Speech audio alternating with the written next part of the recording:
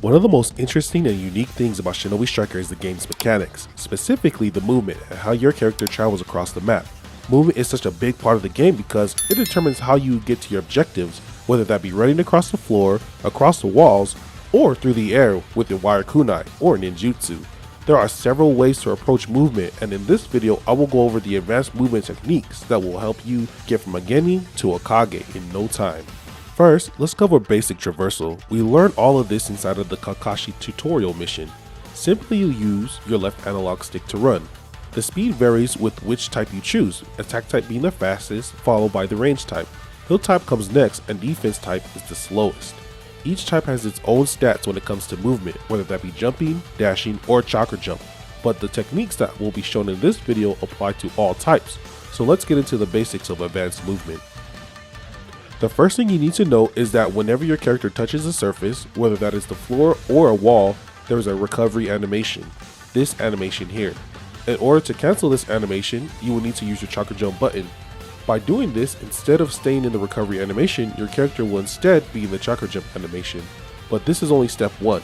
Next, you will need to cancel your chakra jump. You can cancel your chakra jump with any button, whether that be an attack, blocking, or a jutsu. In this case, we are focused on movement, so you cancel out of your chakra jump with a jump or a dash. So, when you put it together, you land with chakra jump, then use your jump button to cancel out of your chakra jump. Doing this in quick succession will look like this. Here are some movement variations from this position.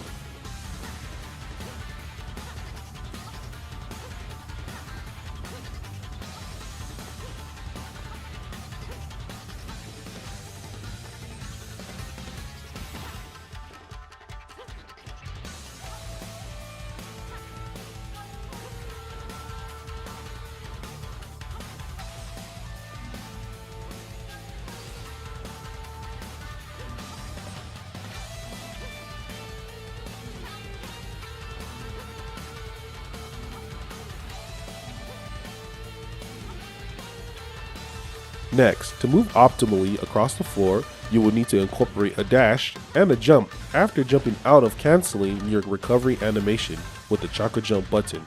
I'll put the PlayStation controls on the screen, so for my PC and Xbox viewers, convert these inputs to your own controls.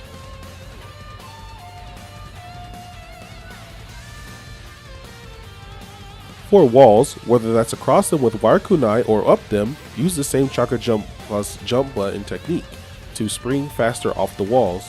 I do want to note that with the new chakra jump action, you are now able to spring upwards, which can help you get up walls quickly.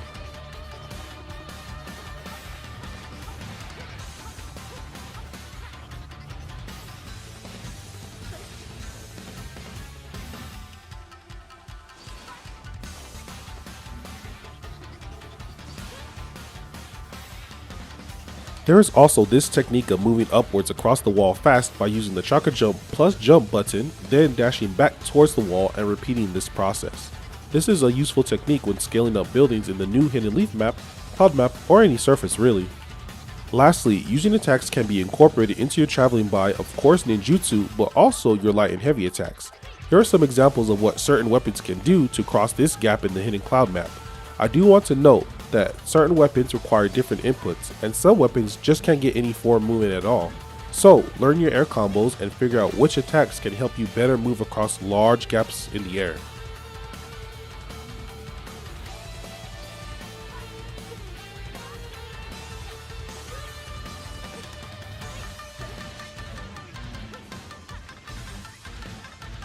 Now that we have covered non-combative movement, let's go over movement inside of a fight, starting with your dash button.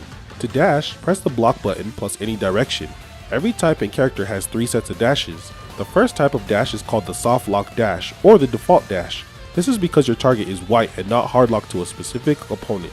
This dash is the same in all directions. Next, by pressing down R3, you get your hard lock dashes. You will notice that the animation has changed when dashing from left to right and backwards. Remember that by doing these set of dashes, your camera is fixed onto your opponent that you're targeting. So remember to lock on and off to adjust your camera and switch to the set of dashes that you need. The last set of dashes you get is when you are hard locked next to your opponent. Your left and right dashes become a quick slide to the other side of your opponent. This can be used to dodge your opponent's attacks from point blank range, or incorporate it into combos that require your opponent to be hit in a specific direction. Next, let's talk about dashing using hand sealing jutsu. These are jutsu that can be held with a hand sealed and launched when you release the jutsu button, or cancel it by using another action button. In this case, you can cancel the hand seal with a dash. Normally your dash has some recovery in between inputs, however, the recovery can be cancelled by using your hand seal ninjutsu. By cancelling the recovery on your dash with the hand sealing jutsu and cancelling your jutsu with the dash, you can effectively spam dashes, and this works with both soft or hard lock targets.